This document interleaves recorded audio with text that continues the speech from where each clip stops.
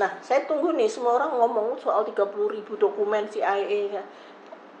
Ternyata konklusinya di situ CIA bahwa Indonesia menyelesaikan masalahnya sendiri ya, tanpa bantuan asing. Bantuan tuh nanti tahun 67 ya, ketika ekonomi ya pasti. Tanpa bantuan asing dan diselesaikan sendiri. Dalangnya adalah Soekarno. Dalang. Yang itu, menyelesaikan saat itu Pak Harto. Pak Harto, tapi dalang dari pembunuhan orang tua kami itu dibilang itu Soekarno. Di dokumen itu? Iya, CIA. Coba Mas cari.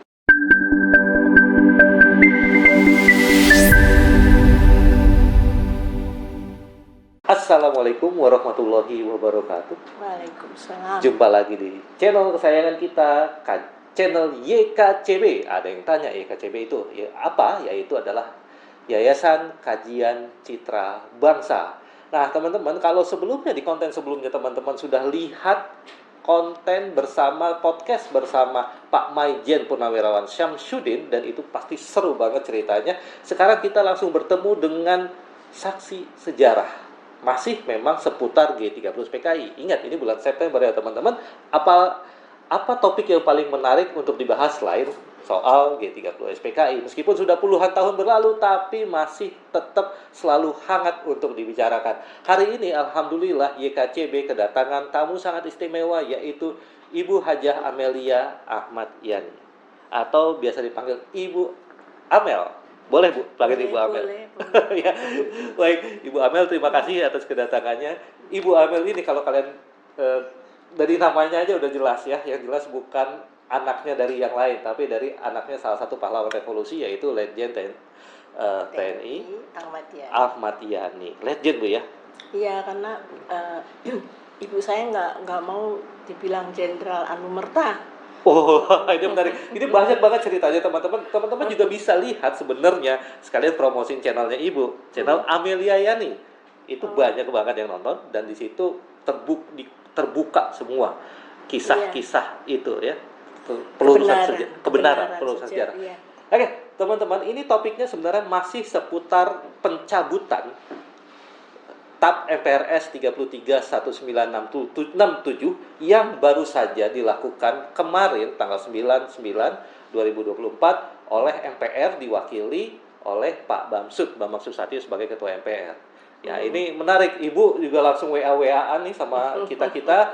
Wah, ini kenapa nih? Nah, karena di pencabutan TAP MPRS itu motifnya, bukan motif ya, kalau kita baca ya teman-teman ya, TAP MPRS 331967 dicabut, MPR siap kawal pemulihan nama baik Soekarno ya, kata Pak Bamsud melalui surat tersebut. Ini ada di Detik News ya teman-teman. Pimpinan MPR menegaskan bahwa secara yuridis tuduhan terhadap Presiden Soekarno yang dianggap memberikan kebijakan yang mendukung pemberontakan dan pengkhianatan G30 SPKI pada tahun 1965 dinyatakan tidak berlaku lagi sesuai ketetapan MPR nomor 1 MPR 2003 ya, kata Bamsud dalam keterangannya Senin. Jadi resmi nih teman-teman ya.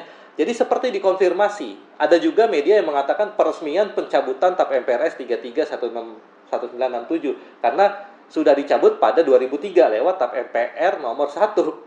Ini memusingkan sebenarnya. Kok sekarang ada lagi? Katanya udah dicabut pada tahun 2003 lewat TAP 1 MPR. Nomor 1 MPR 2003. Tapi sekarang dicabut lagi. Ini dicabut 2 kali atau apa? Ternyata ada media yang bilang ini peresmian. Kemudian kalau dari keterangannya Pak Bamsud yang dikutip Detik News,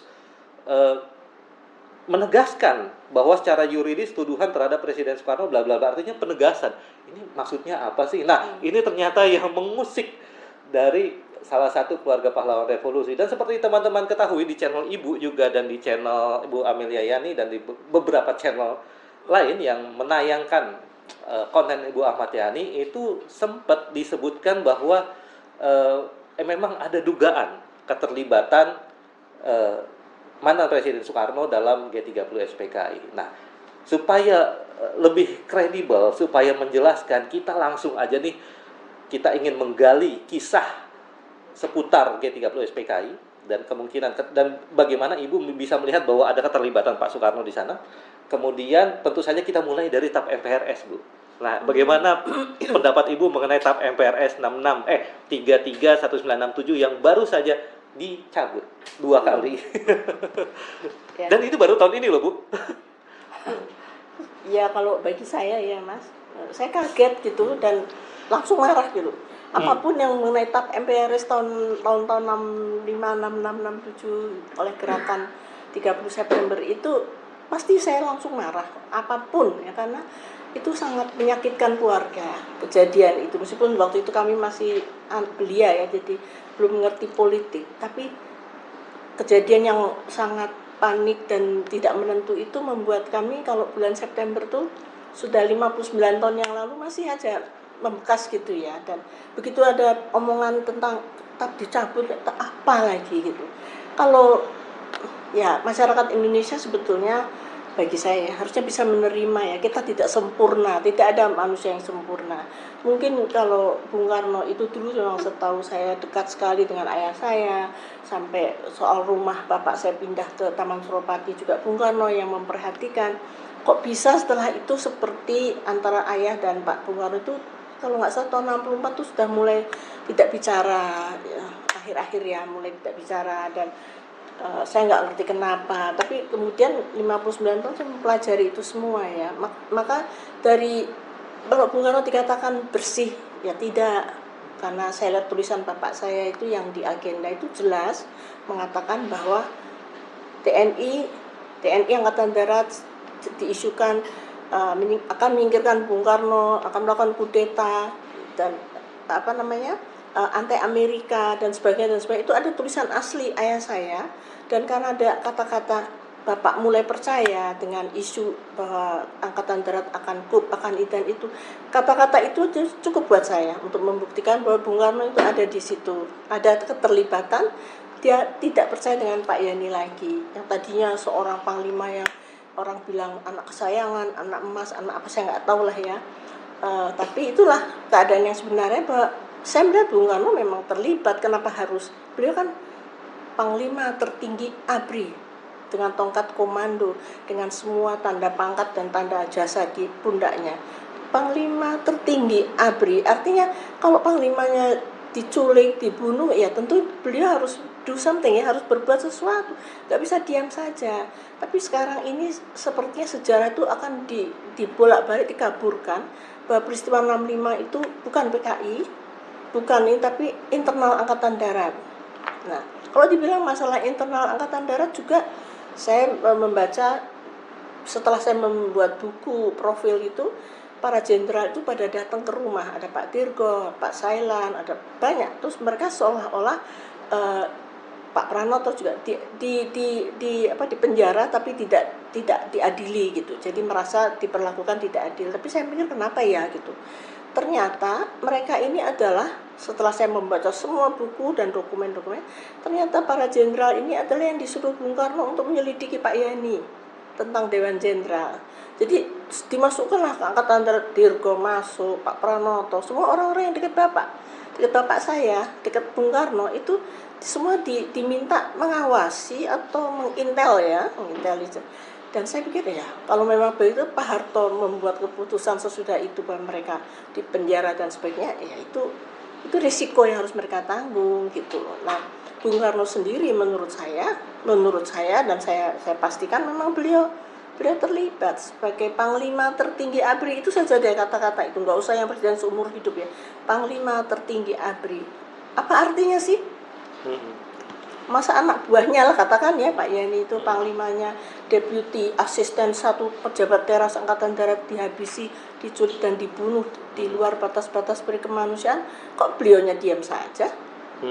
Dan beliau adalah Panglima tertinggi ABRI, malah beliau berada di Halim sampai peristiwa jam 7 pagi pengumuman dari gerakan 30 September mengatakan Bung Karno ada di dalam lindungan gerakan 30 September, masih belum jelas ayah kami dibawa kemana, dibawa kemana juga kita nggak tahu. Nah, jam 1 siang karena tidak ada perintah apapun, maka si Untung itu yang dari Cakrabirawa dia mengambil tindakan sendiri, bahwa dia mengatakan kabinet Dwi Korah demisioner, semua yang berpangkat di atas Letnan Kolonel harus turun.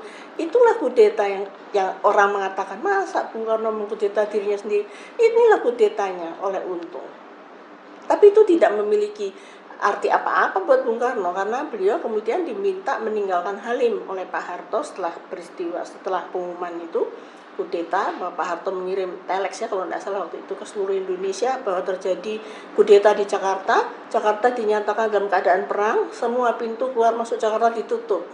Nah disitulah mulai operasinya dilakukan, dan Pak Harto minta Bung Karno meninggalkan Halim karena Halim akan diserbu.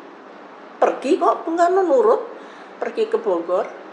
Sampai tanggal 6 Oktober pemakaman orang tua kami beliau juga tidak ada. Setahun kemudian baru Bung Karno ke Taman Makam Pahlawan, nangis di situ terseduh-seduh. Nangisnya tuh kedengaran semua orang, nangis dia. Mungkin menyesal kok percaya ya saya sama orang PKI gitu loh. Kok saya percaya. Ya Bung Karno punya kelemahan wanita kan. Jadi oleh PKI dikasih aja terus sampai dia akhirnya nggak bisa berpikir sebagai seorang pemimpin lagi, sudah lemah gitu loh. Nah, gampang ngalahinnya kan. Tapi semua kayak PKID, Suparjo yang Dewan Revolusi, kemudian Untung yang lari kemana-mana dikejar oleh tim Kalong ini dari bentukan dari Kostrad. Nggak diem aja. Hanya tanggal 6 saya nonton di TV ya, 6 Oktober itu ketawa-ketawa bilang bahwa apa yang terjadi di Lubang Buaya itu adalah riak-riak kecil dalam revolusi. Artinya nggak perlu ditanggapi terlalu ini. Di mana kami nggak sakit coba? Saya melihat orang tua saya ditembak di depan mata, diseret-seret, dilempar ke truk, dan kami semua diancam kalau nggak masuk anak-anak semua akan ditembak juga. Dia udah megang senjata. Di pintu yang kecil itulah terakhir saya lihat bapak saya semua berebut keluar, ratusan orang di dalam rumah. Yang mengambil satu orang itu ratusan, jadi rumah sudah dikepung. Nggak akan pernah lupa, itu seperti foto ya, kayak foto shot gitu ya. Saya bilang, aku lihat 5 orang ngancem di depan pintu. Mas Untung adik saya bilang 1 orang, adik saya bilang ada yang nggak pakai sepatu. Jadi yang kami lihat di pagi itu jam 4:30 itu bermacam-macam.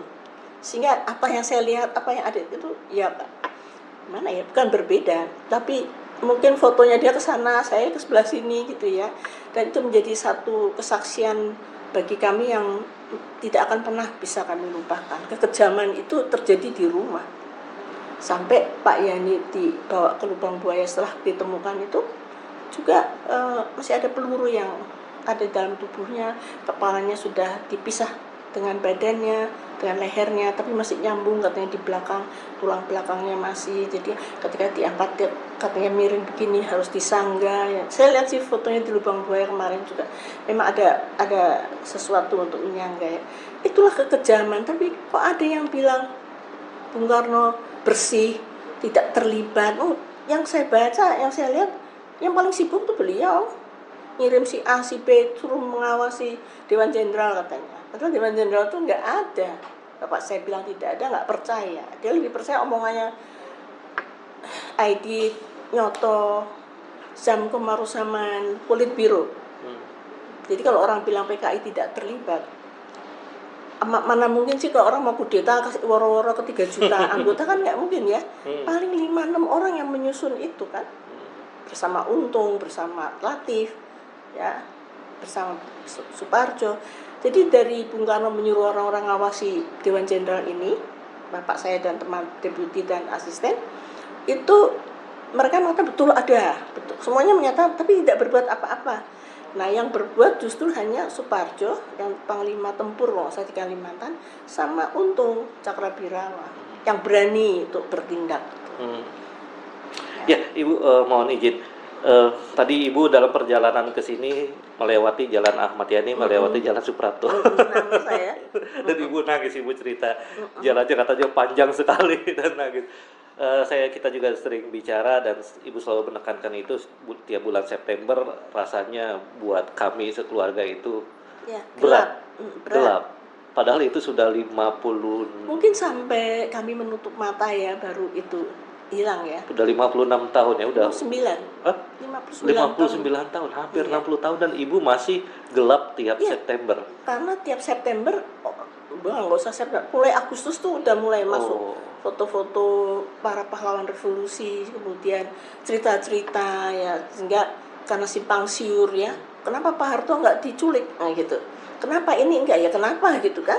Ternyata daftarnya memang nggak masuk ya.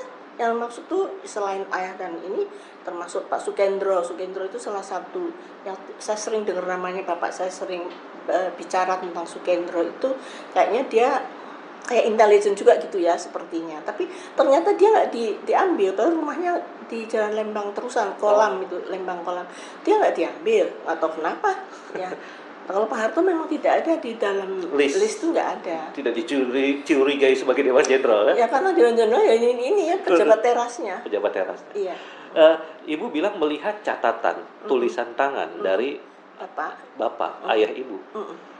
Kapan Bu lihat itu catatan itu? Udah lama sebenarnya saya lihat, dan saya mulai tahu bahwa di situ kan dibilang kami diisukan sebagai mata-mata Amerika, akan memiliki presiden, dibilang mata-mata Amerika ya. Dan di situ bapak saya juga bilang anti PKI bukan berarti otomatis pro Amerika, bapak saya bilang ya. Jadi itu surat ke Bung Karno, tapi di situ kan masih coretannya, masih tulisan tangan bapak saya di dalam buku. Iya, dalam agendanya beliau. Situ kan ada tentang keluar dari PBB waktu itu kan. Itu yang kemudian ibu bikin buku itu kan. Iya, jadi di situ Bung Karno pidato tentang ganyang Malaysia, padahal itu kayak apa ya, kedok aja gitu. Sebetulnya ini si pemuda rakyat sama Gerwani latihan perang tuh di Lubang Buaya itu adalah untuk mengambil alih sebetulnya.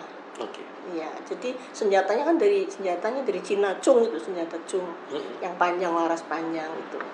Nah, ini menarik ya. Jadi teman-teman ada novum kalau di pengadilan, bukti baru atau novum, sebenarnya bukan bukti baru tapi kesaksian dari Ibu Amelia Ahmad Yani yang merupakan putri dari Pak Ahmad Yani. Ada catatan tangan dari Pak Ahmad Yani. Catatan masih disimpan Bu buku itu, ya, agenda itu mahal itu Mas. Iya, Ibu simpan di safe deposit box kan? Enggak, simpan di museum di dekat senjata yang membunuh bapak saya. Yang itu di kamar itu ya? Iya, biar orang nggak berani ngambil gitu kan. Iya.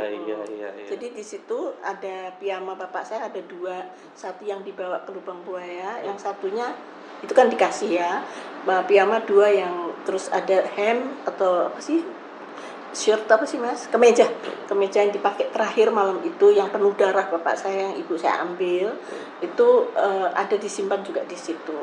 Jadi dan semua barang-barang bapak saya ada di situ, jam tangan, pennya, cincin Sesko-nya di Amerika, semua ada. Dan di dalam tulisan tangan Pak Ahmad Yani itu ada kata bapak itu tadi, sepertinya bapak mulai percaya gitu. Iya. Itu bapak itu maksudnya Soekarno, Bung Karno. Karena emang Pak Ahmad Yani memanggil Pak Soekarno ya, bapak. Itu tiap hari kalau kita makan siang ya sama bapak sama ibu. Dulu zaman tahun 60-an kan kantor jam 2 udah pulang ya. Wah, enak ya Bu ya. Zaman itu nggak macet lagi. Nggak macet, nggak ada apa-apa ya.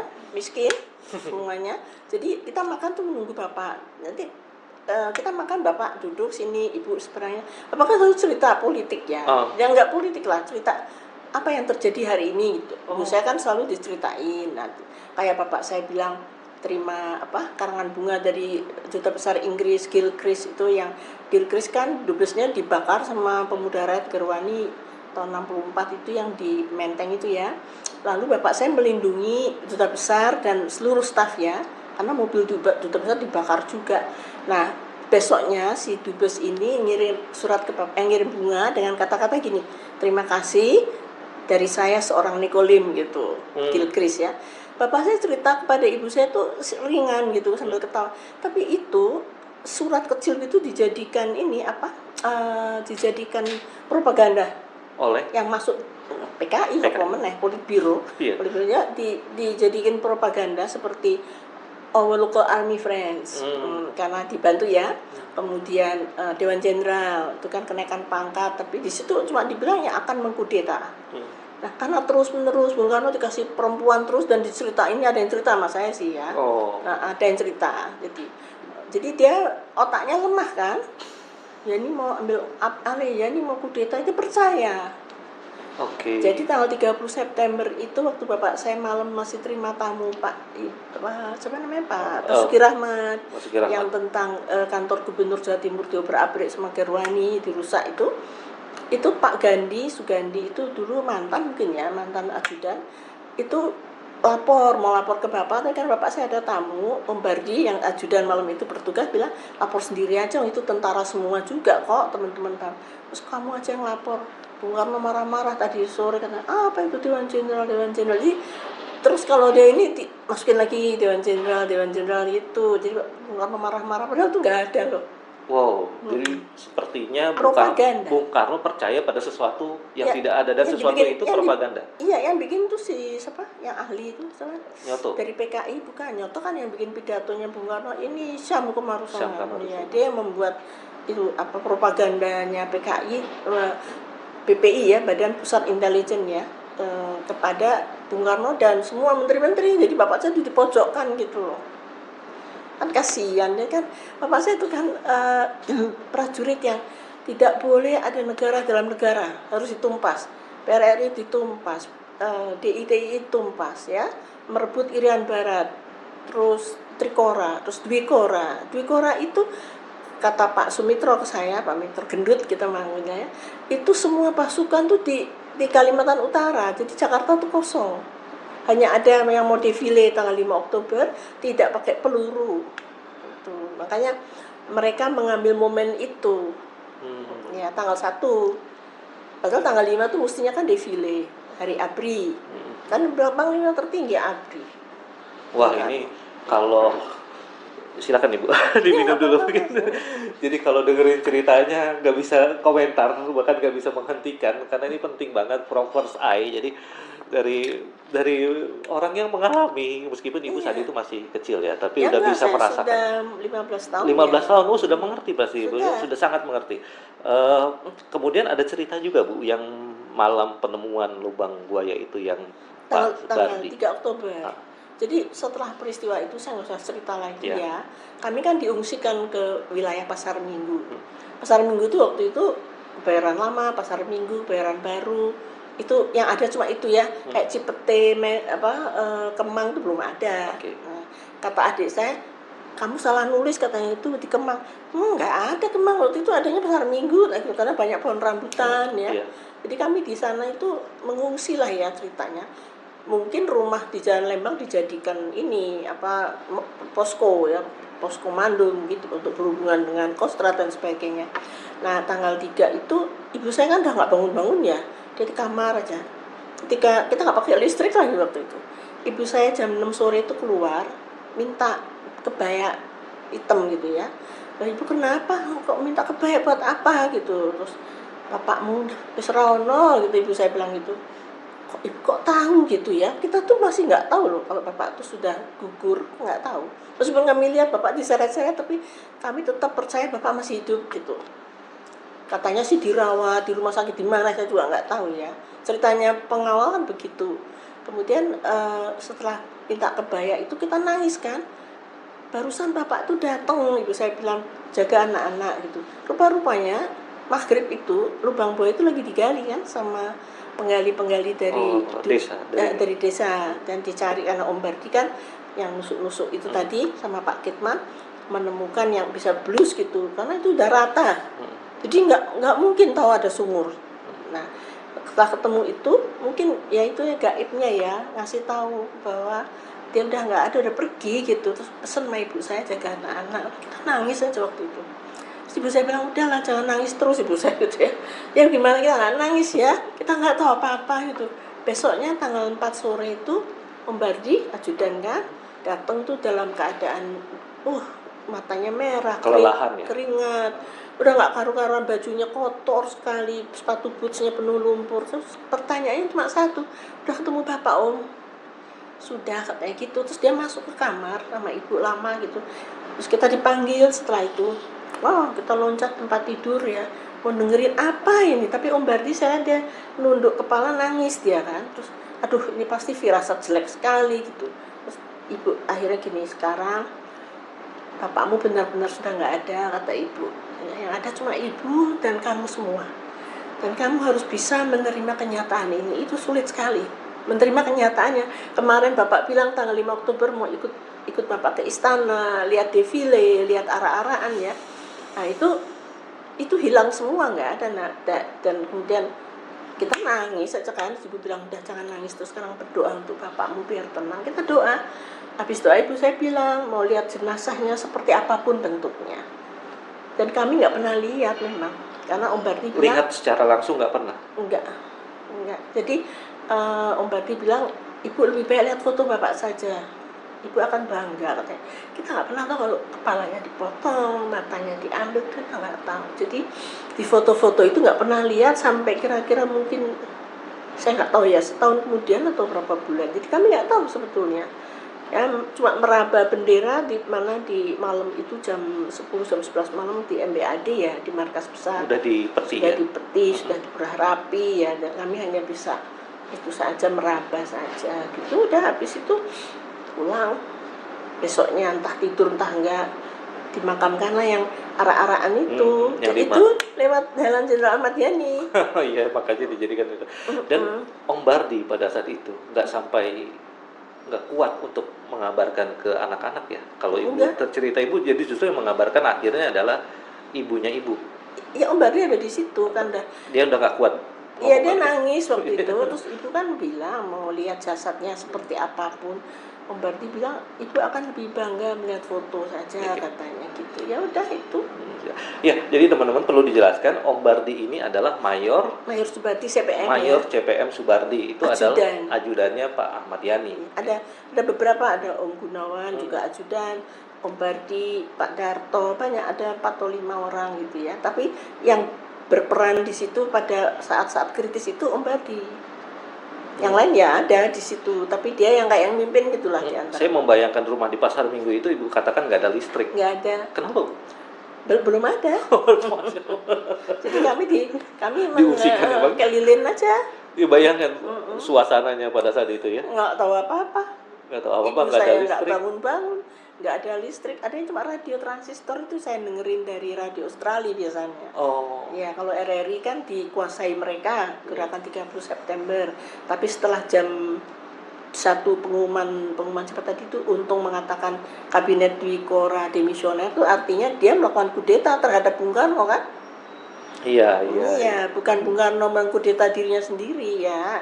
Bisa juga dibilang begitu, tapi dengan pengumumannya si Untung tadi, dia yang berkuasa, demisioner kabinet, semua harus turun pangkat sama dengan dia atau di bawah dia.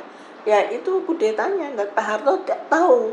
Saat itulah Pak Harto bilang kudeta, makanya beliau ngirim telex ke seluruh Indonesia telah terjadi kudeta di Jakarta, terus Jakarta dinyatakan dalam keadaan perang dan curfew tuh jam malam diberlakukan dan semua pintu keluar masuk Jakarta ditutup. Jadi ditutup tuh mungkin yang menuju kemana ya, saya nggak tahu mana saja ya.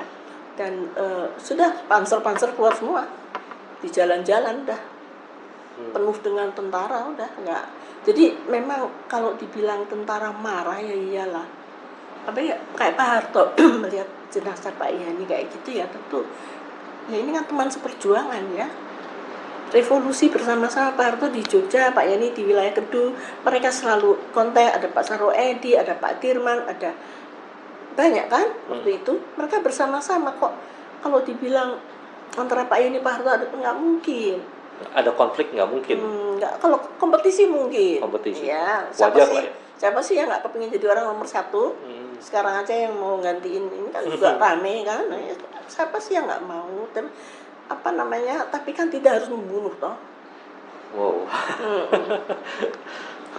Minum dulu Bu. Ya. Ini rasanya kembali ke 1965 dan apa ya? Ibu, soal dugaan keterlibatan Soekarno dalam G30S itu.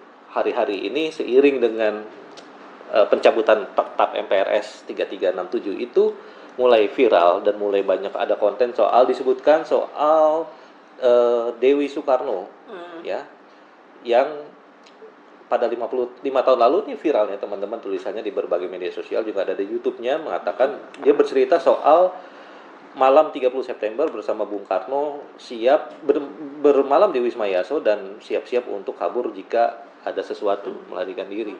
Nah di situ kemudian orang beranggapan bahwa berarti Bung Karno tahu pada 30 September itu akan ada gerakan. Makanya dia dan Dewi dan Bung Karno mempersiapkan diri untuk melarikan diri jika terjadi apa-apa. Hmm. Setahu saya, ibu dan keluarga ibu juga sebenarnya cukup ada beberapa kontak dengan Bu Dewi Soekarno ya, Bu? Oh, sesudah itu, Sesudah itu. sesudah peristiwa ya, Hmm.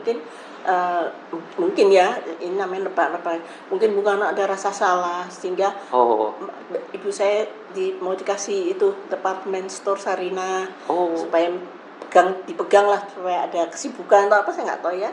Tapi ibu saya menolak. Itu yang diminta Bung Karno bicara dengan ibu saya kan Bu Dewi. oh, Jadi Bu Dewi itu hampir setiap hari saya lihat kok datang gitu ya. oh ya? Iya, cantik orangnya. November atau bulan? Nggak setelah peristiwa itu. Nggak lama setelah peristiwa itu. Ya berapa ya? Berapa bulan ya? Oh, berapa bulan ya, Bu ya? Oke. Terus kan abis itu kan mulai demo mahasiswa Oke. kan, dan saya ikut. Jadi di rumah itu kan ramai sekali ya, tiap hari itu yang berbela-sungkawa ke keluarga kami itu ratusan orang berbis-bis ya. Nanti Yang di Jalan Lembang, Bu? iya, Jalan Lembang, kita masih di Jalan Lembang, tempat kejadian. Jadi saya tuh sama adik-adik saya jadi pinter nangani orang sakit, karena yang datang tuh ada yang pingsan, Oke. ada yang meraung-raung, ada yang muntah-muntah, ada segala macam lah ya. Ada 2 dokter di rumah, tapi kita ini susternya lah yang nolongin gitu. Jadi kita jadi prigel gitu menangani orang sakit. Padahal mestinya kita yang sakit, tapi mereka yang datang yang sakit. Padahal mereka datang hanya untuk Bela sungkawa. bela sungkawa, tapi mungkin karena saking sedihnya mereka juga pingsan juga ya. Ada yang pingsan, ada yang muntah-muntah, ada yang nangis meraung-raung, segala macam lah. Jadi saya sama adik-adik saya tuh sibuk bantuin Pak Dokter gitu Oke. waktu itu. Dan Bu Dewi berkunjung ke Tiap hari hampir tiap ke rumah ya. sering Bu ya? Lembang. Oh. Iya, hampir semua ibu-ibu, tapi ya, Ibu Fat, Ibu Hartini, tapi yang paling sering Bu Dewi. Ibu tahu, mungkin pernah mendengar apa yang dibicarakan dengan Enggak. Saya cuma heran kok ini tiap hari ada di sini. Saya tanya sama ibu saya, Bu, ada apa sih kok Bu Dewi tiap hari ke sini? Itu loh, Bung Karno mau minta ibu saya suruh pegang Sarina. Oh, terus ibu mau? Mohon ibu saya gitu. Ibu saya marah. Kenapa, Bu? Karena apa? Ibunya ibu nggak mau? Karena ibu saya tahu Bung Karno tuh terlibat gitu loh dalam pembunuhan bapak saya gitu. Ibu saya tuh tahu. Feeling seorang Ya, istri. kan ibu saya nemenin bapak saya ke istana, persepsi atau apapun. Terus bapak saya jelasin ke ibu saya tiap hari kalau makan siang tentang situasi. Jadi ibu saya tahu. Istri pasti Oh iya, istri memahami prajurit. apa yang terjadi dengan Iya, suaminya. Iya, istri prajurit. Cuma sayangnya malam itu ibu saya nggak di rumah. Dia ada di Taman Suropati. Oh, yang pengajian. Nyepi ibu saya. Nyepi. Kalau ibu saya itu kan orang Bali ya, setengah Iya. Bali setengah Jawa ya. Jadi dia ada di Taman Suropati pas jam 5 pagi setelah kejadian itu selesai. Datang ibu saya pulang. Oke. Jadi ibunya ibu, istrinya Pak Ahmad Yani. Ibu Yayu lah Ibu namanya. Yayu. Biar nggak salah. Ibu Yayu ini ada feeling bahwa Iya. Pak Soekarno terlibat, Iya. sehingga mau dikasih Sarinah, mau Nggak dikasih mau. emas gunung juga jangan-jangan nggak mau. Nggak mau, pokoknya dia benar-benar istri prajurit yang tangannya nggak boleh begini. Padahal saat itu ibu juga suka cerita ekonomi sedang sulit ya, bahkan untuk Semua. keluarga ibu. Jadi Indonesia tahun-tahun 63, 64, 65 itu kondisinya kan sangat parah. Tukang becak tuh nggak ada yang bajunya nggak sobek, jadi Singlet lagi Bu ya. belang-belang, sobek-sobek, miskin. Terus Gambir itu seperti yang diceritakan di film Gerakan 30 September, seperti itu. Gambir itu orang pada jualan, korengan, penyakit semua. Jadi miskin. Kan Bung Karno nggak mikirin rakyatnya. Pidatonya iya, pidatonya kan berdikari. Tapi berdikari ke di mana orang berdiri aja nggak bisa, kan? malah bapak saya nulis di buku agenda tentang kekuatan Inggris, kekuatan Singapura, Malaysia untuk ini menyerang, itu kan nggak gampang, itu kan duit nggak ada. Iya, perang kan butuh Bapaknya biaya. cuma nulis aja, bayangin nyebrang ke sana kan pakai uang. Tapi akhirnya Bu Dewi Soekarno tidak berkunjung lagi atau pulang ke Jepang. Setelah apa ya itu ya? Setelah Bung Karno mulai di Wisma Yato. Nah dia pergi. Oh. Katanya hamil gitu katanya. Oke, pokoknya menghilang lah ya. Pergi, dia nggak balik. Tapi kan dia bawa dana banyak itu dari pampasan perang itu. Oh iya, ya, yang soal itu. Itu ada di channel Ibu juga itu cerita soal itu ya. Papasan perang Jepang itu kan banyak Iya, uang, iya, kan iya. dia yang ngatur, bikin Mm, hotel-hotel itu, di patung-patung, patung pancoran itu ya, Bu ya. patung Pancoran, patung Irian Barat, Heeh. Iya, itu iya, kan iya. uangnya dari situ. Ya, padahal kalau saja Ibu Yayu dulu menerima mengelola Sarinah, Mm. mungkin keluarga Ibu udah menjadi salah satu Mungkin sombong, keluarga konglomerat. iya naik jet pribadi. Jet pribadi. Padahal Paus aja katanya naik pesawat komersial Iya, ya. kita juga mas. Komersial ya. Jadi eh, emang Ibu juga mengonfirmasi, maksudnya menyetujui langkah-langkah yang dilakukan oleh Bu Yayu pada saat itu. Ya, tentulah karena ibu ada ibu kami ya, dan beliau punya tanggung jawab 8 anak loh yang harus diurus. Kan bapak saya pesan jaga anak-anak, itu aja kan. Jadi ibu saya bangun berapa bulan kemudian, dia sadar, kemudian ya itu bikin museum, Oke, diserahkan ke Angkatan Darat semua Oke. gitu. Ibu, secara pribadi Pak Soekarno sendiri pernah nggak ketemu Bu Yayu setelah Oh kejadian? sering, Oh, ibu saya yang sering ke istana tuh sama bapak. setelah G30S maksud Oh, setelah saya. enggak pernah. Oh, Setelah peristiwa itu enggak ada sama sekali. Tapi istri-istrinya beliau iya. Kayak Bu Hartini, Bu Fatmawati, Bu Dewi tadi ya. Ada satu lagi istri yang keempat itu yang Haryati itu yang saya pernah ketemu di Taman Suropati waktu bapak saya bikin selamatan rumah itu yang ditempati kita itu. Bung Karno kan datang dengan istri barunya. Oke. Terus bawa bandnya namanya ABS, asal bapak senang. Yang main tuh Cakrawirawa, debar-gedebur gitu. Katanya, Sebagai- nah, di situ saya pertama kali dibarisi nama bapak saya, salaman sama Bung Karno. Oh, Itu bapak saya ngomong iki loh, Bung Karno ini anak saya pertama, kedua, ketiga terus sampai yang ke-8. Tapi Bung Karno ya nggak ada impresi apa ya. Oh ini nggak, mungkin dia mikir oh, anaknya kayak gitu mungkin. Ya. gitu. Jadi Pak Soekarno nggak pernah ketemu Bu Yayu setelah itu, atau Setelah itu sampai enggak. bahkan Ada memberi bintang jasa ada di istana. Ya, acara kenegaraan iya acara itu Pak Soekarno bukan Pak Harto. bukan, masih beliau. Oh, Masih. Kan Bung Karno itu juga pemakaman bapak saya nggak ada. Yang jadi inspektur upasaranya kan Subandrio yang nantinya di penjara juga kan. oke. Nah, Bung Karno baru ke makam bapak saya itu setahun kemudian. Tahun 66. Dan Bulan- ibu cerita nangis di situ. Emang ibu Dia melihat? nangis. Ibu Enggak, melihat atau saya- cerita dari ada orang? foto Oh, satu, foto. foto-fotonya kan banyak itu. Terus ada wartawan yang Oh. sudah meninggal cerita. Jadi menangis terseduh-seduh. Terus katanya Pak Harto gini, sudah Pak cukup gitu. Oh, ada Pak Harto juga. Karena dianterin ya. Oh, dianterin sama Pak Harto. Setahun kemudian tapi mungkin penyesalan sudah setelah Super Semar kan habis kan dia sebetulnya. Iya. Meskipun bajunya masih ada tanda-tanda itu masih, tapi tidak ada artinya. Baik Ibu, seperti kita ketahui kan Pak Sarwo Edi dan Pak Yani itu dulu pernah satu asrama Di Peta. di Peta dan sama-sama dari Purworejo. Juga Iya. dengan Pak Harto itu sama-sama berjuang di di Jawa Tengah. Jawa Tengah ya. Iya. Nah, apa respon yang Ibu lihat dari Pak Sarwo ketika melihat teman bekas satu asramanya dicincang? Iya. Jadi kalau Pak Sarwo Edi, Pak Harto, mungkin Pak Harto lebih kalem ya. Tidak terlalu kayak Pak Sarwo. Kalau Pak Sarwo kan marah betul, makanya dikejar tuh yang namanya PKI sampai ke Lubang tikus. lubang tikus ya. Iya. Pokoknya harus habis saking marahnya karena tapi Pak Sarwo Edi itu punya karakter memang ini orangnya itu suka apa ya katanya Pak Nas ya ke saya tuh mutung, orang saya bilang mutung. Oke. Mutungan, cepet marah gitu. Nah, suatu saat dia nembak-nembak gitu ya, terus sama bapak saya pangkatnya diturunkan, tapi dia nggak marah. Kemudian juga pernah dia pulang waktu tahun-tahun 40-an ya, 42 pulang dibaranin bapak saya, ayo kayak melu aku wae gitu kata bapak saya, ikut saya. Ya jadi mutung dia.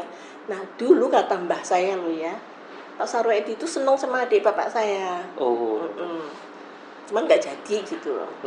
Jadi Hmm. pernah naksir gitulah ya, kata mbah ya, mbah putrinya. Jadi memang begitu dekat kan artinya. Nah, Dan juga dengan Pak Harto. kalau Pak Harto pendidikan mereka mungkin sama di peta ya. Jadi mahir bahasa, bapak saya tuh mahir bahasa Belanda karena dididik cara Belanda. Mahir bahasa Jepang ya, dia Inggris juga. Kalau orang bisa bahasa Belanda, biasanya bahasa Inggris pasti bisa. Nah, bapak saya itu memang dipakai sama Jepang karena dia pandai orangnya. Terus katanya pernah suatu saat nyari iles-iles ya. Saya tanya mbah saya, mbah iles-iles kuwi apa gitu. Ternyata itu umbi-umbi. Kalau sekarang Mas makan restoran Jepang, pasti itu ada gorengan ubi, timun, bayam digoreng-goreng. Itulah Jepang. Jadi saya teringat itu selalu kalau saya ke daerah lihat, oh ini yang dimakan mereka. Jadi Jepang tuh nggak makan nasi banyak ya, sedikit, tapi iles-iles tuh jadi makanan pokok. Jadi itu Jepang, dan itu nyari makanan itu sama bapak saya. Kata Mbah Putri itu ibunya Pak Yani ya. Saya kan harus interview mbah-mbah saya itu. Kalau enggak bagaimana saya tahu tentang kelahirannya dan sebagainya, tentang Pak Sarwo Edi. Nah, kalau tentang Pak Harto dan Pak Yani ya memang Pak Harto cerita sama saya. Oh, kedekatannya di masa itu. Iya, sama-sama ya, jadi sama-sama miskin, sama-sama tentara lah ya, tentara didikan Jepang ya, memang kan disiplinnya tinggi ya. Dan jadi kalau saya butuh pasukan Pak Yani kirim, kalau Pak Yani butuh saya kirim gitu. Jadi artinya antara mereka itu kerjasama dalam perang gerilya itu udah biasa, dan nggak usah pamer gitu loh. Misalnya mereka dengan Pak Dirman juga bersama-sama, jadi nggak ada sesuatu yang harus kayak begini, memang enggak. Cuma sekarang jadi Panglima Besar Sudirman ya, beda kan ya. Tapi kita kan lihatnya seperti ya loh, masalah wow gitu. Padahal zaman itu enggak, namanya mengusir sekutu ya bareng-bareng. Emang sudah menjadi tugas. Iya, karena cinta tanah air. Kan bapak saya nulis kan, kenapa saya menjadi prajurit? Karena saya patriot, karena saya cinta tanah air saya. Itu bukti dari prajurit yang menyerahkan jiwa raganya sampai titik darah penghabisan. Jadi ketika ada orang tanya sama saya, apa warisan Pak Yani untuk putra-putrinya? Bingung jawabnya, nggak ada ya. Warisan material maksudnya? Oh ya, warisan. Saya bilang, waktu beliau ditembak dan kami tidak mampu berbuat apa-apa, dengan penuh darah di mana-mana, itulah pengabdian seorang prajurit untuk negaranya. Dan dia buktikan dalam tulisannya, kenapa saya menjadi prajurit. Tulisan tangan? Tulisan tangan. Pak Yani? Iya. Yang di buku itu? Iya. Yang tulisannya tulisan sambung. Iya. Ya, intinya apa lagi Bu di dalam tulisan tangan Pak Yani itu yang mengindikasikan keterlibatan Pak Soekarno? Bung Karno? Iya. Kan ini ada kenapa ya, saya ada di buku Ibu ya. Nah, ini sebentar ya. Iya. Nah, ini yang paling bagus yang mungkin Tentara Nasional Indonesia harus tahu, dan juga generasi-generasi kita juga harus tahu ya. Dulu kan kalau Aidit tuh bilangnya kan, bapak saya jenderal-jenderal yang dididik di Amerika itu dibilang jenderal-jenderal Pentagon yang berkulit sawo matang adalah pengkhianat gitu kan. Jadi dia merasuk ke perwira-perwira muda untuk mengatakan bahwa jenderal-jenderal Pentagon yang berkulit sawo matang, yang menggambarkan dan seterusnya, karena tidak setuju dengan blade itu apa sih? Blade apa Pak? Blade kebijakannya, garis-garis blade politik ya. Jadi bapak saya nggak setuju misalnya gitu tuh, dibilang gagasan NEVO, New Emerging Forces katanya Aidit.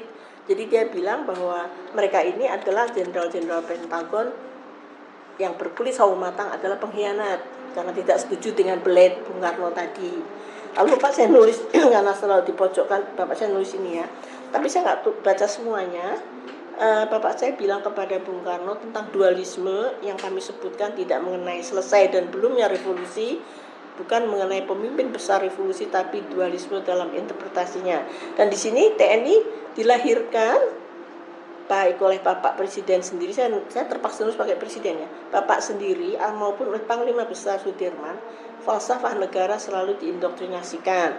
Ada ketuhanan yang Maha Esa, kebangsaan Indonesia, kemanusiaan dan kedaulatan rakyat. Ada golongan dalam masyarakat kita yang mempunyai interpretasi tersendiri, yaitu golongan komunis. Nah, kami dapat mengatakan ini karena justru setelah mengetahui dasar-dasar mengapa dan apa yang mereka indoktrinasikan kepada pengikutnya itu lain. Bagi mereka, sosialisme Indonesia bukan ultimate objective tapi intermediate objective. Jadi nanti itu soal sosialisme dan komunisme ya. Nah, di sini Bapak saya bilang ada benih-benih dualisme dan ada perbedaan ini tadi tentang dualisme. Kebimbangan ini hidup di kalangan korps angkatan darat, pamong praja dan di masyarakat. Dan anehnya kalau kami memperbincangkan soal ini secara kolegial, selalu isunya diputarbalikkan. Seakan-akan kami pro Amerika, mata-mata Amerika dan akan menyingkirkan presiden.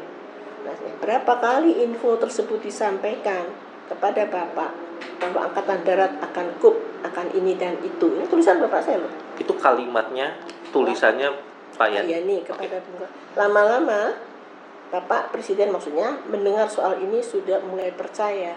Nah, dia percaya akan kudeta. Bung Karno tuh percaya Pak Yani akan kup gitu loh. Nah, di sini anti PKI tidak berarti otomatis pro Amerika. Sebaliknya anti Barat otomatis pro Timur. Nah, ini yang paling bagus di sini. Kebimbangan ini makin memuncak ketika konstelasi politik akhir-akhir ini dengan dibubarkannya Masyumi. Dalam menjalankan tugas tidak pernah kami bimbang karena kami mengerti untuk apa kami berkorban. Itu TNI itu. Kan bagus kan? Dia dituduh macam-macam, dia nggak pernah bimbang karena kami mengerti untuk apa kami berkorban. Saya kira bukti-bukti ketaatan TNI sudah cukup diberikan terhadap setiap penyelewengan dari tujuan nasional, dari manapun datangnya, telah dan akan kita hadapi. Jadi hari itu 1 Oktober kita hadapi Pak Harto yang masuk, ya kan? Dihadapin oleh Pak Harto kan strategi. Nah ini di sini ini apa? Ini bukti ketaatan TNI, bukan individu, bukan mau mengambil kekuasaan. Tapi kalau kami dituduh selalu ya begitu si Untung mengumumkan Dewan Revolusi demisioner kabinet, ya udah itu Pak Harto langsung bergerak kan. Oh ini kudeta gitu. Artinya ketaatan TNI itu yang bisa melaksanakan akhirnya Pak Harto. Iya. Karena hanya dia yang selamat pada saat itu. Enggak, jadi semua ngumpul di Kostrad. Oh iya, maksud saya. Pagi itu tuh semua ngumpul di Kostrad. Dan dia menelpon satu-satu dari Parta Dinata, Angkatan Laut, Polisi, Sucipto Yudo di Harjo nggak salah. Hanya Angkatan Udara Pak Cak Umardani yang berada di belakang gerakan 30 September gitu. Jadi bersama Bung Karno gitu loh. Ya kan di Halim mereka bareng-bareng gitu. Itu aja Mas. Nah, di sini juga ada ya. Buruh dan tani diusulkan untuk dipersenjatai oleh PKI, tapi ditolak dengan tegas oleh Angkatan Darat. Cuma Angkatan Darat waktu itu yang menolak. Jadi kalau buruh tani dipersenjatai, rusaklah negara. Bisa terjadi perang saudara. Nah, iya. Nah, yang wow. Ini dari di sini kelihatan TNI itu memang luar biasa. Dia tidak melakukan kudeta, tidak akan. TNI ada yang ngomong sama saya begitu ya. Dan memang jelas kami tahu untuk apa kami berkorban. Kalau setiap ada penyelewengan BRRI, Permesta, DI, TI itu kan penyelewengan terhadap negara yang sah, harus ditumpas gitu. Negara yang 17 Agustus 1645. Iya. Dan Pancasila dan UUD 45. Ya kan ada di sini. Iya. Indoktrinasinya selalu diberikan tentang itu. Jadi semuanya itu sebenarnya terang kok, terang beneran, cetowelo-welo kalau orang Jawa bilang itu. Bung Karno terlibat, ya saya bilang terlibat, jangan dibuat dia bersih. Dia memang terlibat, akui dong itu. Sebagai panglima tertinggi. Ya iya, pemimpin bertanggung jawab. Panglima tertinggi ABRI. Coba tanya sama tentara. Kalau di tentara, Pak ya, Pelda Sujono dibacok kepalanya oleh Barisan Tani Indonesia di Simalungun, Sumatera Utara. Bapak saya sebagai Menpangkat yang harus mengambil tindakan gitu loh. Kan Bapak saya marah sekali itu Pelda Sujono itu loh. Yang kan awalnya itu Barisan Tani itu underbow-nya PKI lah. Iya. Iya, jadi marah Bapak saya. Malah beritanya tuh kecil di koran segini, berapa mili ya. Bapak coba golek ke Bapak perintah ke kita itu, cari coba ada nggak berita lagi. Nggak ada Pak, emak ini yang kecil satu. Tapi dari berita yang kecil tentang Pelda Sujono itu Bapak saya ngambil tindakan gitu. Ke sana, ke Medan. Nah, iya, kan sana ada Panglima juga ya. Jadi ya itu sebagai pemimpin dia harus bisa mengambil. Apalagi ini Pak Ahmad Yani kan Menpangkat. Ya, Menteri Panglima Angkatan Darat. Ya. Atasannya adalah Bung Karno. Pemimpin besar revolusi. Jadi gini ya, saya cerita sedikit ya. Iya, iya. Jadi tadinya kan Kepala Staf Angkatan Darat, Kasat ya. Terus sama Bung Karno diganti menjadi Menteri garis miring Panglima Angkatan Darat. Karena apa? Membawahi Departemen Angkatan Darat. Nah, Pak Nasution cerita sama saya hanya seorang kepala staf. Saya tidak punya apa-apa, dia hanya administrasi. Dia marah sama Bung Karno karena dia ingin diangkat sebagai Pangap. iya, apa namanya waktu itu bukan panglima tertinggi ya. Ya pokoknya di atasnya Pak Yani lah gitu. Antara Pak Yani dan Bung Karno gitu kan. Tapi Bung Karno nggak setuju, dia hanya kasap. Ya, waktu dilantik saya nggak mau, dia nggak mau dilantik sama Bung Karno, dia marah. Kalau sekarang dilantik sama Jokowi rame-rame ya, waktu dulu nggak mau Mas, nggak mau. Tentara begitu ya pada masa itu kalau emang nggak setuju ya. Nah itu terus karena Yani jadi Menteri Panglima Angkatan Darat, dia punya garisnya lurus ke Bung Karno. Jadi saya dilewati gitu, itu sakit hatinya di situ Pak Nas. Bilang ke saya begitu ya. Ya kan mereka semua unek-uneknya dikeluarin ke saya, jadi saya bagian dengerin kan. Enak kan dengerin, saya tahu semua Mas. Semua rahasia itu saya tahu. Saya tanya Pak, bener nggak sih Pak? Saya dengar semua orang bilang, yang gantiin Bung Karno itu Pak Yani. Oh enggak, saya nggak pernah dengar. Begitu beliau bilang saya nggak pernah dengar itu ya saya diem, saya nggak pernah lagi. Oke. Karena apa ya? Ya udahlah, jangan dipermasalahkan itu semua. Toh bapak saya udah nggak ada dan tidak menjadi presiden.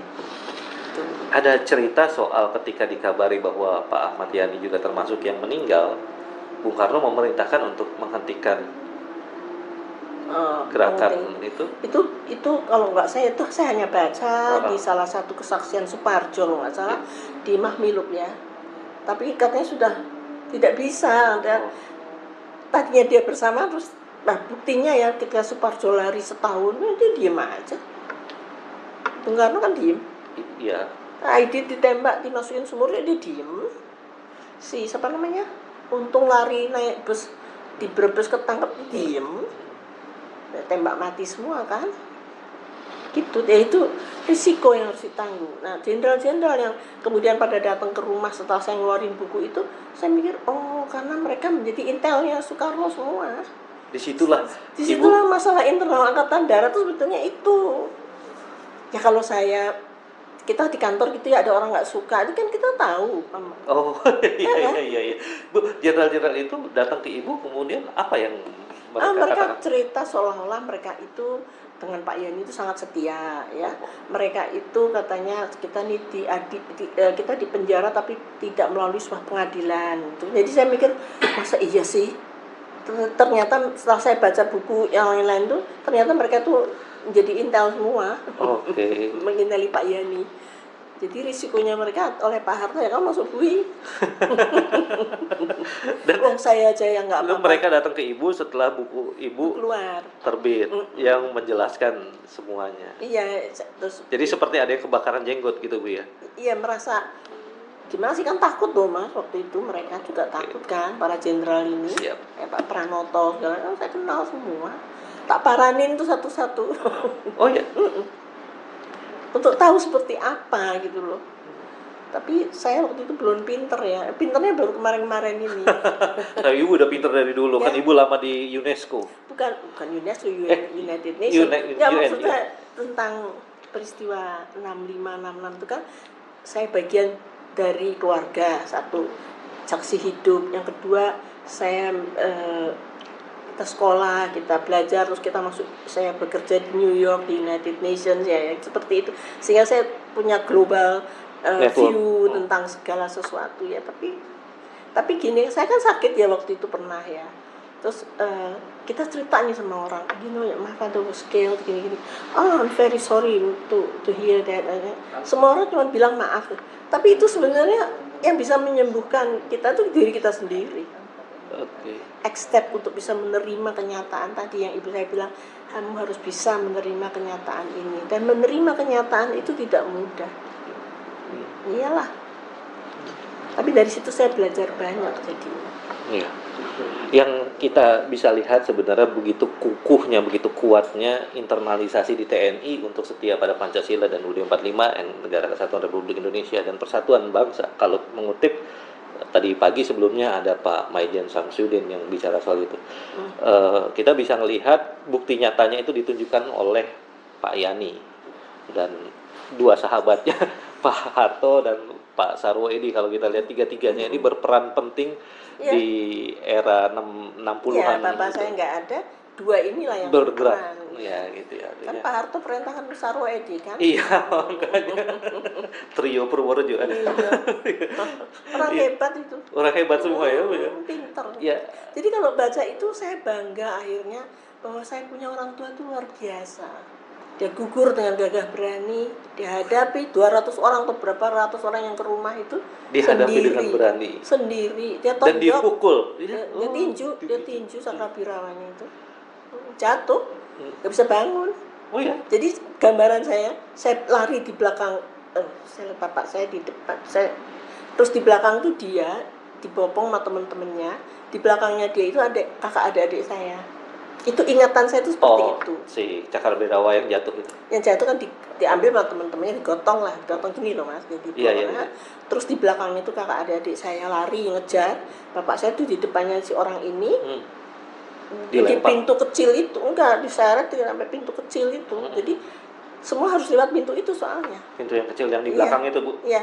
Jadi begitu kita sampai di pintu kecil itu, kita dihadang gitu loh. Nah, bayangan saya ada 5 orang, adik saya Mas Untung bilang 1 gitu ya. Saya sendiri, kamu lihat cuma 1, saya lihat 5 gitu. Ada katanya adik saya lagi, kamu lihat berapa? Ada sih lihat beberapa gitu. Ya macam-macam lah. Ya kalau kita lihat sebenarnya kan cerita ini meskipun udah hampir 60 tahun berlalu tapi masih menjadi trauma bangsa. Bukan hanya trauma bagi keluarga Ibu. Betul. Pemirsa yang mendengarkan atau menonton mungkin jadi terbayang keadaannya dan itu scary pastinya ya, menjadi trauma bangsa. Apalagi kalau foto-foto jenazah itu dikasih lihat bagaimana penyiksaan terhadap mereka. Itu sangat kejam. Trauma bangsa. Iya, itu kejam. Dan teman-teman, tentu trauma ini kita tidak menginginkan terjadi atau akan terjadi lagi. Nah, kalau kita melihat trennya sekarang misalnya Bu ya, pemutaran film G30S PKI udah tidak diwajibkan lagi ya, udah terserah TV mau nyiarin atau enggak. Enggak apa-apa. Kemudian ada juga soal kemarin TAP MPRS 3367 yang bagi sebagian kalangan seperti Pak Syamsuddin tadi pagi mengkhawatirkan bahwa ini akan menjadi jalan masuk bagi dicabutnya TAP MPRS 25 yang tentang pelarangan PKI. Artinya kalau TAP MPRS 25 juga dicabut, PKI udah nggak dilarang di Indonesia. Dan akan mungkin bersiapkah kita untuk menerima jika trauma ini terjadi lagi? Kan enggak ya Bu ya? Tapi kalau saya sih Mas ya, mungkin karena ada batas, saya adalah saksi kekejaman. Tapi anak saya Mas Dimas atau cucu-cucu, mereka sudah lain cara berpikirnya.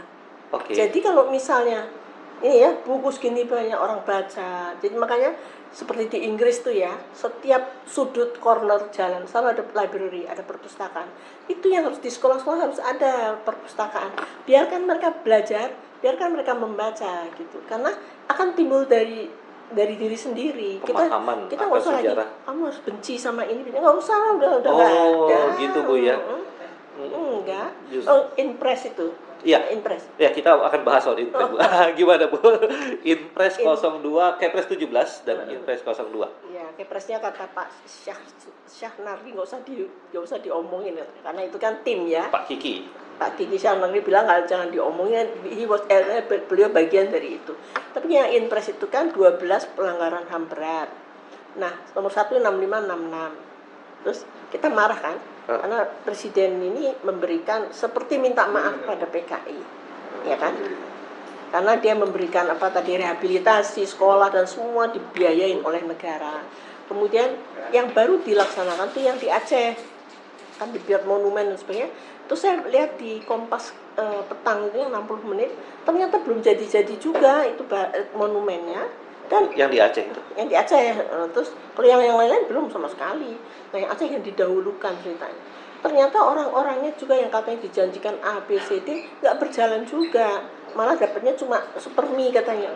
Saya dalam hati saya kalau supermi saya juga bisa. Itu jadi kalau presiden tanda tangan sesuatu, dia pikir udah beres gitu. Dia nggak pernah ngecek lagi apa yang terjadi gitu. Nanti kalau ditanya, iya kok tanya saya, tanya Kementerian Sosial gitu kan. Jadi seperti itu jawabannya nantinya. Jadi orang males kan? Iya. Jadi Jadi Inpres itu menurut saya belum jalan. Kepres 17 dan Inpres 02 pelaksanaan. Belum. Inpres 02 ada pelaksanaan dari Kepres 17 tahun 2023. Itu belum jalan sampai sekarang ya. Belum. Dan saya tanya sama Ilham Aidit, itu gimana itu Inpresnya? Belum, katanya masih lama itu prosesnya. Dia mah orang yang di Aceh yang baru-baru yang nggak selesai, apalagi yang lama. Ya, gimana Bu perasaannya mengetahui bahwa Inpres itu nggak jalan? Nggak mikir lagi. Udah nggak. Sebodoh. Ibu kan waktu itu ikut mengajukan judicial review. Ngajuin, kita gugat ke Mahkamah Agung. 6 bulan nunggu ini apa hasilnya? Harusnya ke PT UN. Nah, sedangkan Partai Gelora sama partai apa yang mengajuin soal usia itu untuk kepala daerah 3 hari loh bisa. Jadi saya bilang di mana keadilan untuk hukum tuh nggak ada. Makanya capek saya. Bodoh, adik saya Mas Untung juga, udah capek nggak mau lagi. Jadi kita udah capek. Udah nggak usah dipersoalkan. Lelah dengan keadilan di negeri ini. Lelah dengan masalah hukum, masalah keadilan, segala masalah semua udah capek. Jadi masa bodoh akhirnya kan, kita jadi bersikap masa bodoh. Tapi sebenarnya Ibu nggak terlalu masa bodoh. Ibu apa yang Ibu lakukan detik ini pun ini sebuah sumbangan besar bagi bangsa. Untuk bapak saya tidak masa bodoh Mas. Kalau untuk ayah saya ditembak pun saya berani. Wow. Iya. Karena untuk ayah saya, karena beliau betul-betul memberikan pengabdian yang utuh ya untuk negara. Ya. Beliau, iya. Hampir cari orang seperti ini kan susah Mas.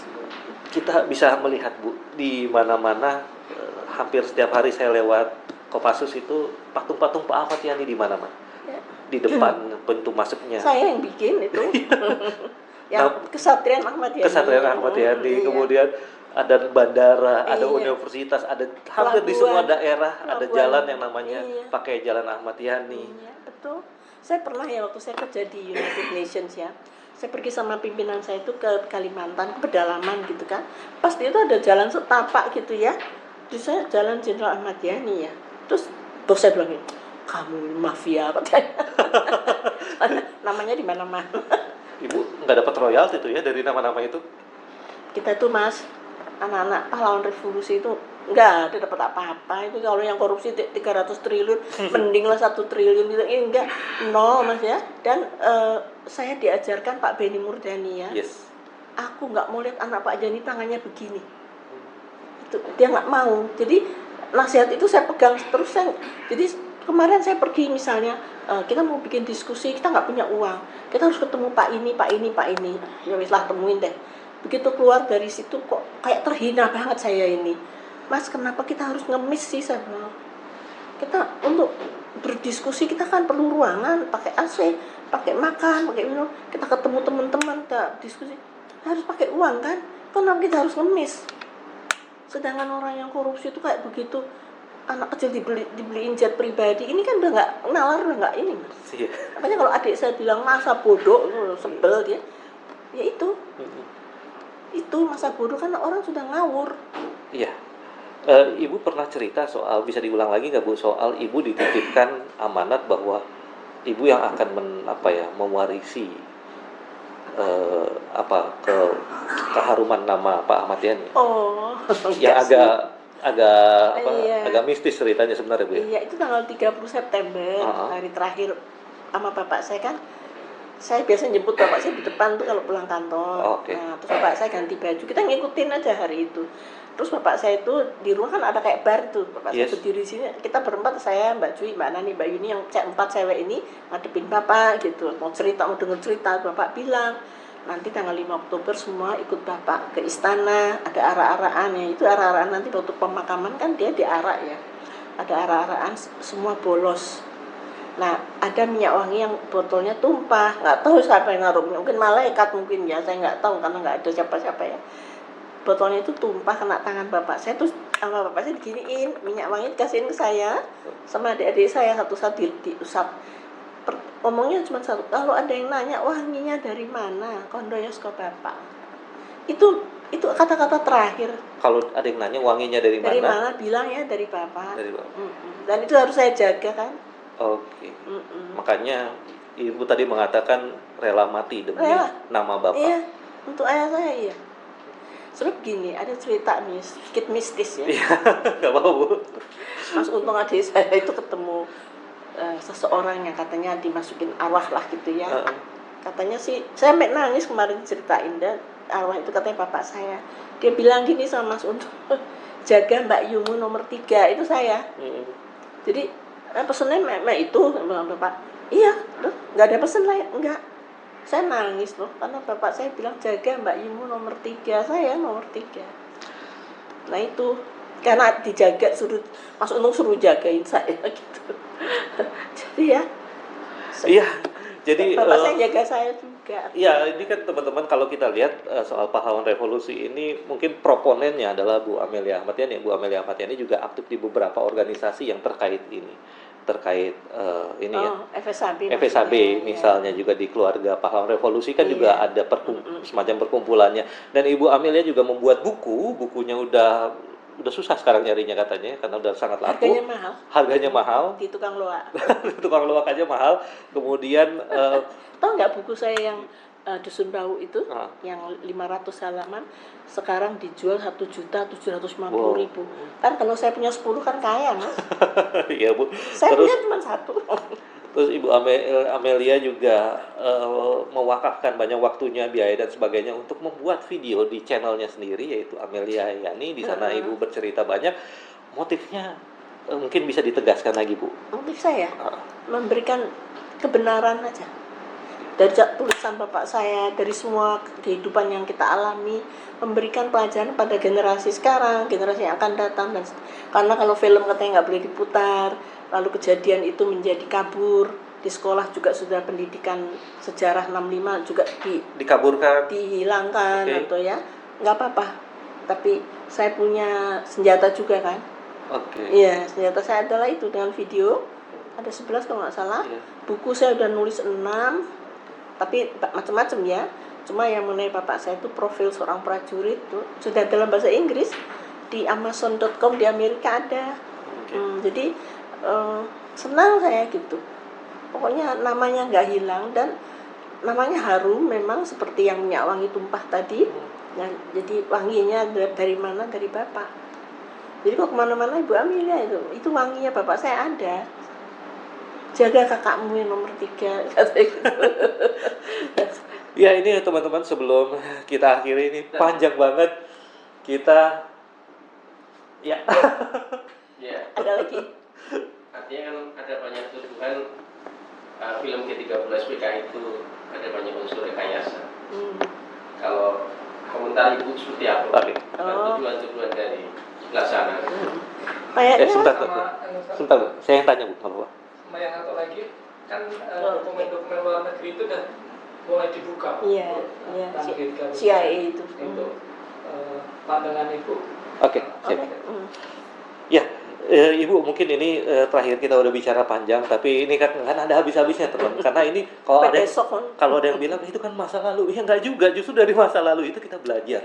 Ya, bagaimana bertahan di era yang sangat turbulen seperti ini. Dan untuk bertahan kita perlu identitas yang jelas, yaitu ya seperti yang dilakukan Pak Ahmad Yani sebelumnya. Oke Bu, di dalam film G30S yang sekarang kan udah banyak yang menuduh film G30S itu banyak rekayasa di sana. Satu itu menurut Ibu benar nggak sih? Kan Ibu mengalami, benar nggak ada rekayasa? Ya, jadi film itu kan Arifin C. Nur yang membuat. Beliau memang menginterview keluarga-keluarga, jadi dia tahu betul dan ada buku juga dari kami namanya Kunang-Kunang Kebenaran ya. Itu semua keluarga itu menceritakan saat-saat tragis pembunuhan orang tua mereka, orang tua kami. Dan itu pusing kalau baca itu memang. Dan film itu saya katakan 90% betul karena berdasarkan fakta dari keluarga ya. Nah, cuman kalau cerita tentang ayah saya memang ibu saya nggak mau menceritakan sepenuhnya yang kita lari ngejar bapak itu karena ibu saya bilang cukuplah sudah itu sampai di situ gitu. Terlalu menyakitkan mungkin untuk ibu saya, apalagi beliau kan nggak mengalami ya. Itu satu. Kemudian kalau yang lain-lain kalau yang menemukan sumur kan Om Bardi sama Pak Kitman, di situ kan RPKAD ya. Iya nggak apa-apa, tapi 90% itu betul memang begitu. Ya memang begitu.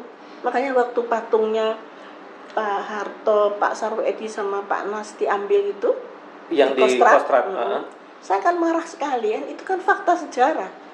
Kan seperti itu perintahnya Pak Harto kepada Sarwoedi untuk mengambil alih telekomunikasi dan RRI kan, setelah tahu bahwa itu adalah kudeta. Itu jangan begitu, biarkan itu. Atau kalau mau bikin lagi gitu, kalau yang punya nggak mau ya bikin lagi gitu aja. Ya, Ibu, berikutnya adalah soal dokumen-dokumen asing CIA misalnya yang udah mulai dibuka nih terkait dengan G30S PKI. Gimana komentar Ibu? Nah, saya tunggu nih, semua orang ngomong soal 30.000 dokumen CIA. Ternyata konklusinya di situ CIA bahwa Indonesia menyelesaikan masalahnya sendiri ya, tanpa bantuan asing. Bantuan itu nanti tahun 67 ya, ketika ekonomi ya pasti. Tanpa bantuan asing dan diselesaikan sendiri. Dalangnya adalah Soekarno. Dalang. Yang menyelesaikan saat itu Pak Harto. Pak Harto, tapi dalang dari pembunuhan orang tua kami itu dibilang itu Soekarno. Di dokumen itu? Iya, CIA. Coba Mas cari. Seru banget ya. Kita kembali lagi ke cerita tanggal 1 ya.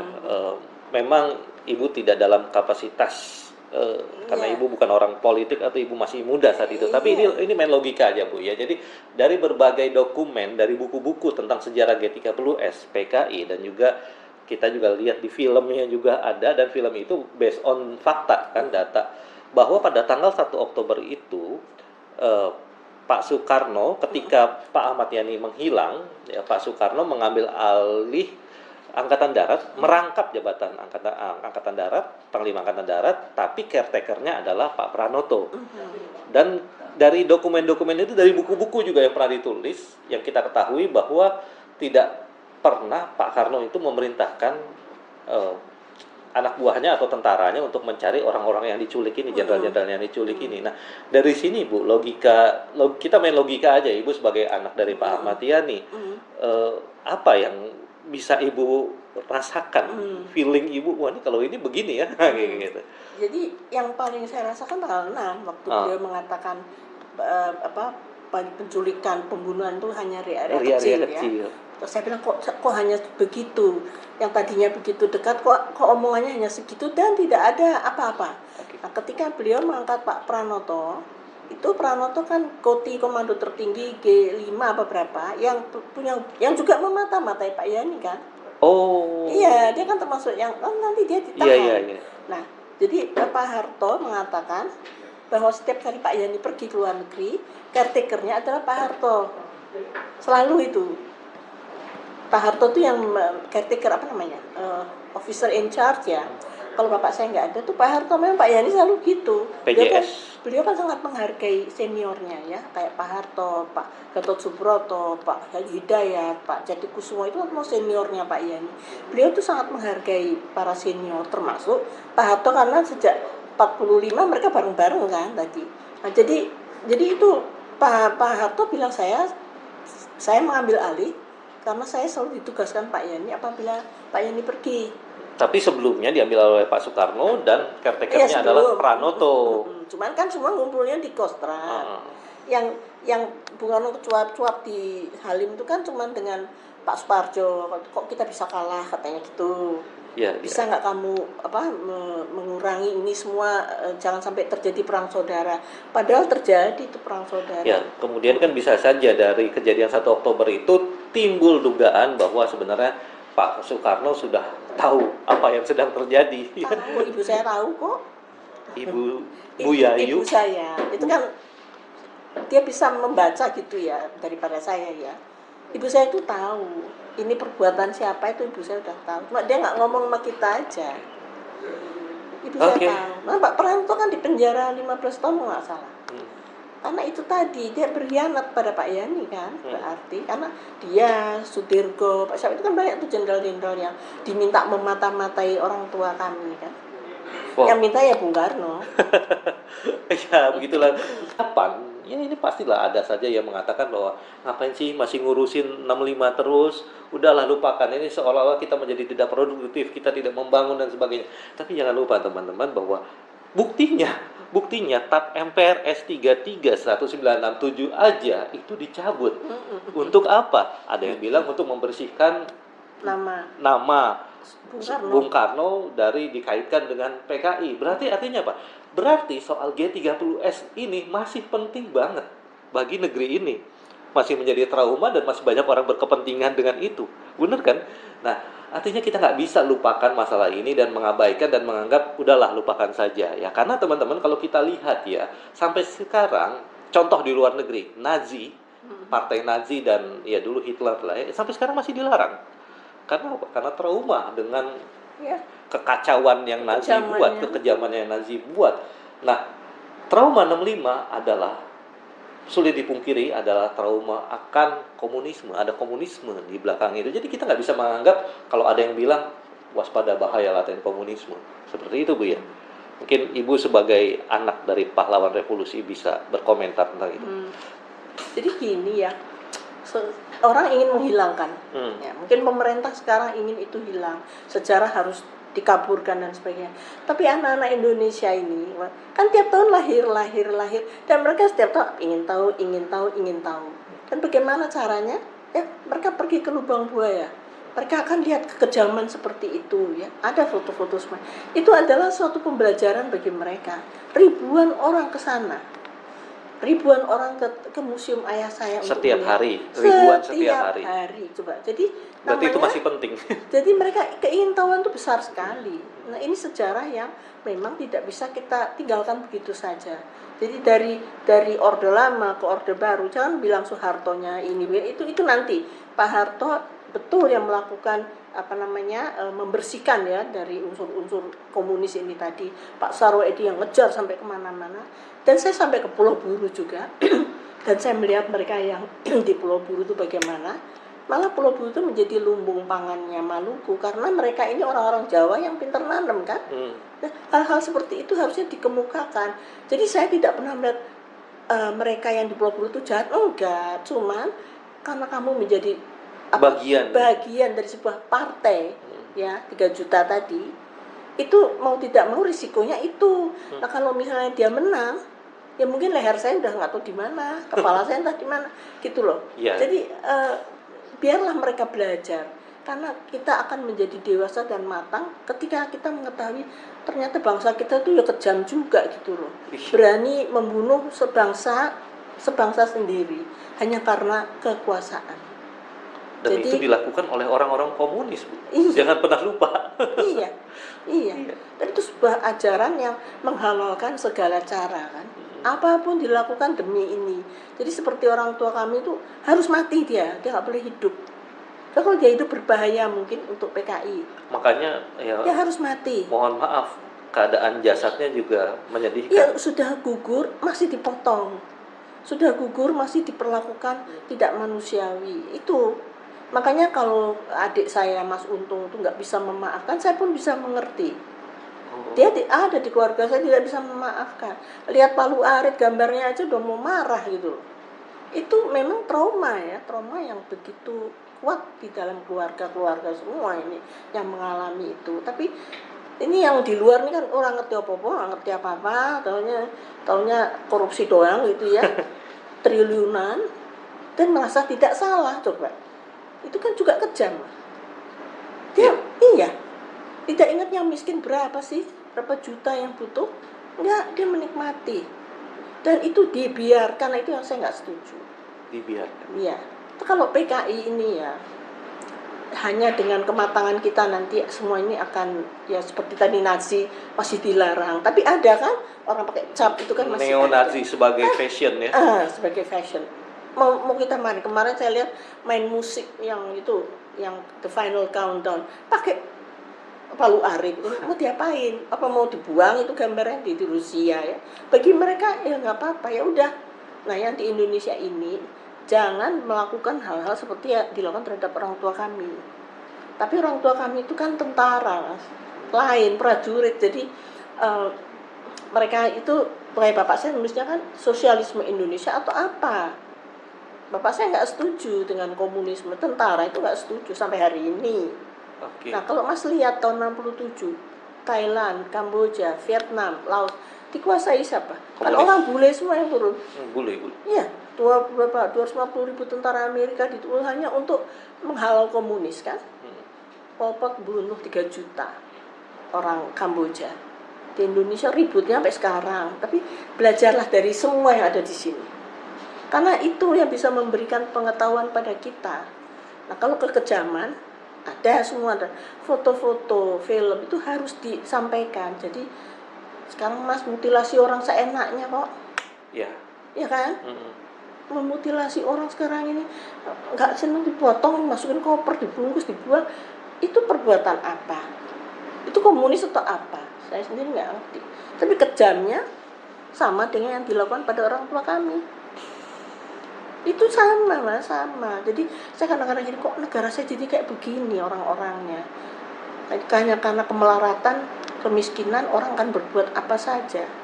Dan mana negara bertanggung jawab? Enggak kan? Kalau zamannya Pak Harto bertanggung jawab, trilogi pembangunan tuh ini. Jadi ada urutannya. Jadi rakyat itu harus sejahtera nomor 1. Kalau rakyat itu sejahtera, semuanya cukup. Komunis nggak akan tumbuh, Mas. Komunis itu akan tumbuh di tempat-tempat yang orangnya kelaparan, orangnya nggak dikasih sembako nurut. Nah, itu komunis itu. Dan kalau Makanya jangan bagi-bagi sembako. ketika ketimpangan ini makin menjadi-jadi di Iya, negeri ini akan bisa hidup. potensi komunis untuk tumbuh Akan ya. hidup. Jadi jangan salahkan orang kecil ya, atau rakyatnya miskin. Look at yourself, lihat dirimu sendiri. Apa yang kamu lakukan untuk negara ini?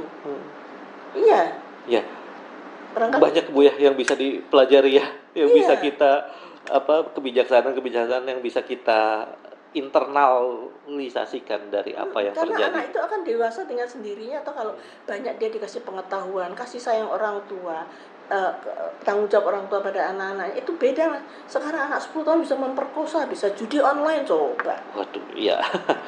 Itu merusak, itu otak mereka rusak udah otaknya. Iya. Mau jadi apa anak itu nantinya? Ya jadinya penjahat lagi. Itu Nanti- kan ya itu akan tumbuh dengan subur. Hal-hal seperti itu terus kita harus hidup sama rata, sama rasa, nggak usah nyambut gawe, kamu nanti dikasih ya melarat terus. Ya itu PKI itu. PKI. Jadi tetap ya waspada dalam bentuk lain ya. dalam bentuk lain ya. Oleh karena itu kenapa terus diulang-ulang terus tiap September, bahkan Iya. mungkin tidak hanya September soal persoalan ini Hausnya masyarakat untuk tahu gitu. adalah untuk memberikan pemahaman kekejaman komunis pada saat itu yang bisa saja berubah bentuk, Iya, bertransformasi sekarang ini menjadi judi online, menjadi Wow. apa tadi?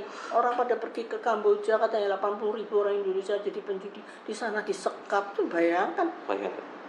Nggak bisa dipulangkan ke Indonesia. Ada yang di Myanmar katanya dia di antara para perang yang nggak tahu perang apa itu di Myanmar. Kan kasihan. Dan apakah negara bisa mengembalikan sampai hari ini? Nggak ada itu. Dan rasanya cukup kredibel Ibu bicara itu karena Ibu ini levelnya jaringannya internasional. Aku nih, saya ini banyak melihat apapun saya lihat, sampai anak saya marah, mau ini politik juga. Baik, Ibu, sepertinya cukup cukup ya? ya, banyak sekali, panjang sekali teman-teman. Ini terima kasih Sudah cukup, kan?